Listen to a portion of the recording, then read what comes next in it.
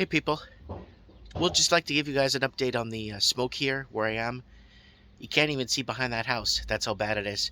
The smoke is so thick, billowy, almost like a thick stew. You can't even see, well, you can kind of see an outline of a mountain, big mountain up there. There's a big mountain up there. You can't see the outline. You could kind of see through that house there with that tree how thick it is. We got a visibility of less than 150, 200 meters. It's pretty bad if you're driving. But the smoke, they're smoking us out here. And why? Why are they doing this? Well, let's sit down and look at some theories that we've brought up over the last 12 years here on the channel. And I kind of want to really share this with you guys because it's something I kind of come up with every year. Now, when all else fails, what did they advert to? Climate change. Back in 2019, when the whole world was protesting no confidence in government, what did Western media spill all? What did they spill all over the world? What did they dress it up as? Well, they dressed it up as climate change. And Greta was front and center on Western media, stating that all the protests in Brazil, Argentina, Chile, the Gilets jaunes in France, the Yellow Vest movement that was going 70, 80 weeks, the Hong Kong protests, the protests in Israel, Germany, in Syria, Lebanon, and Haiti. All these protests that were happening were actually, the Western media was fronting it as climate change. And they got Greta Thunberg front and center, basically saying, you have to basically account for what your generation did to ours and this and that, and kind of painting a picture. Instead of no confidence in governments, they painted a picture as climate change. Now, when everything all else fails, avert to climate change. I actually took notes for this one because I really wanted to get my point across nice and smooth, okay? Now, there's a climatologist that I've been speaking to. He's retired for a while now, and he lives in New Brunswick. This climatologist, I got his attention with a 2017 Mike in the Night when we were comparing Mount St. Helens and the eruption, and how Mount St. Helens put more soot and ash up in our ionosphere, in our ozone area, in our upper stratus, than we do as humans, that we would do as humans collectively for 100 years. Well, he came back and said, you're wrong. I went over the graphs, the models, the eruption, the whole this. He went over stuff that I don't even know what to tell you. But he said basically that one eruption put more soot and ash in our ionosphere, that volcanic eruption, than we would as humans for 140 years, not 100. I was just kind of guessing when I threw that out there back in 2017, I think it was. Yeah. So why are we here? Money laundering. Yeah, I know, before you want to shut it off and make fun of me and stuff, we're here because of money laundering. Your banks have been money laundering. We've been reporting this for over a decade. Your banks, your shadow banking system, your college system, casinos. And the money laundering started through basic home, middle-class real estate. Buying up homes and leaving them empty. And that is something that's been happening.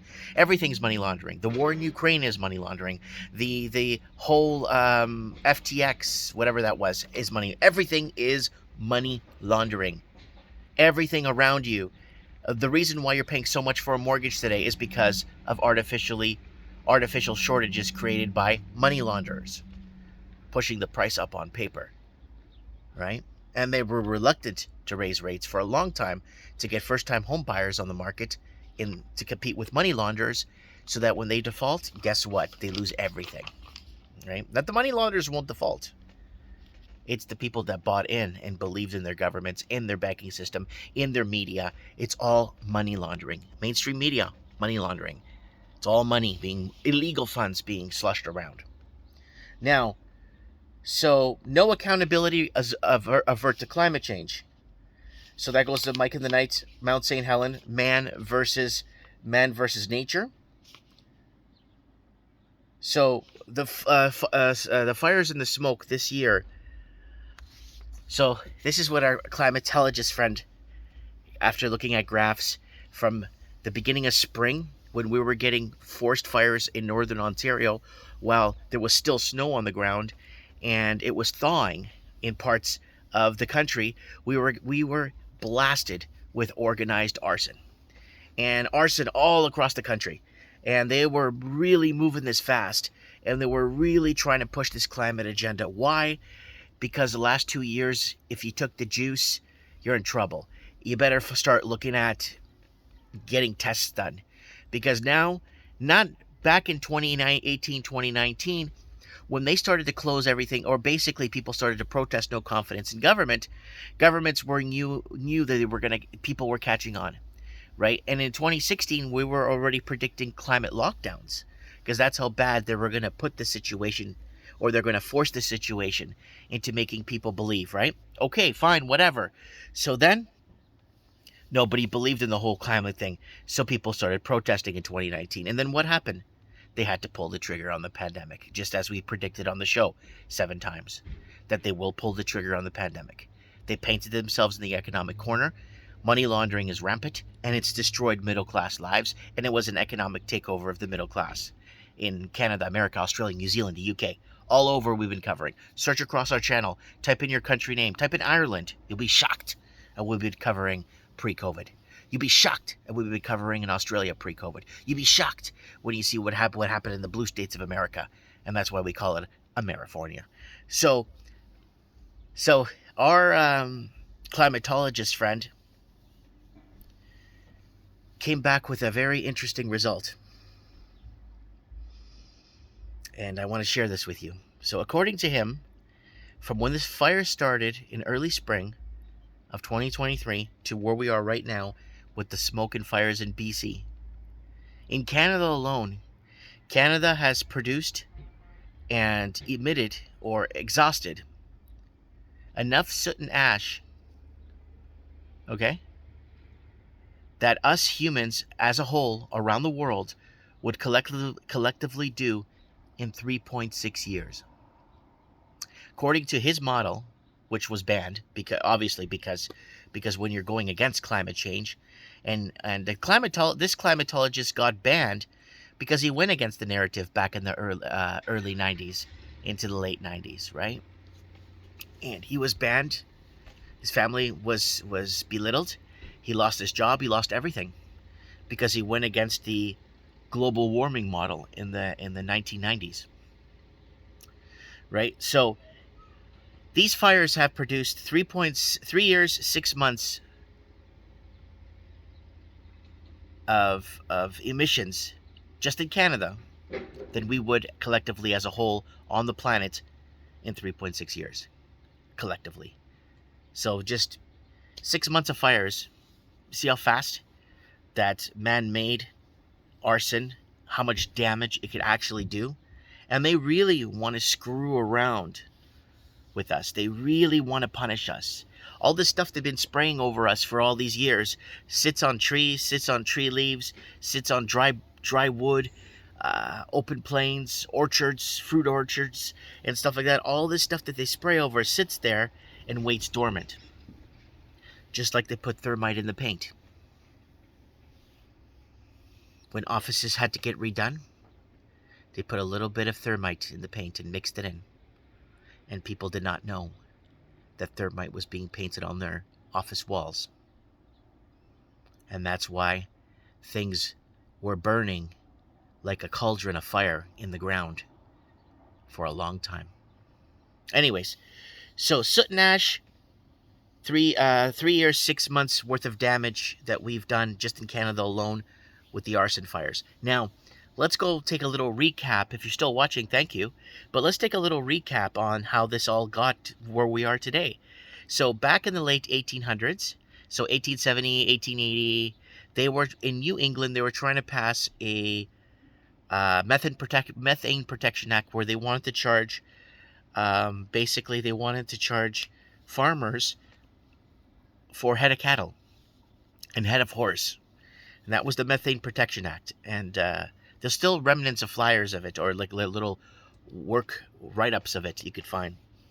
And then we fast forward to the 1960s. We have the acid rain, if you guys remember the acid rain and the acid rain scare, and acid rain's going to wipe us out. And then you fast forward to the Ozone Protection Layer Act in 1983, where the ozone layer has a hole, and basically we're gonna boil over, and all this stuff back in the early 80s.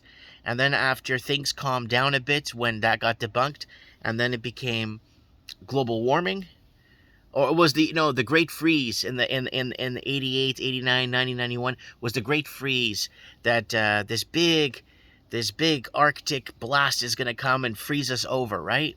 That never happened. And then global warming, and then Al Gore was stating that Florida would be underwater by 2001 or 2002. Then that never happened. And then climate change in 2001, when people were waking up to the fact that the governments were taking too much power and they were ruining their lives, which we warned you guys about, that it was climate change in 2001. And then climate emergency, 2021, sorry, was climate change. 2022, climate emergency. Now, 2023, climate lockdowns. And we predicted in 2017, Mike in the Night, and I still remember someone commenting on the video.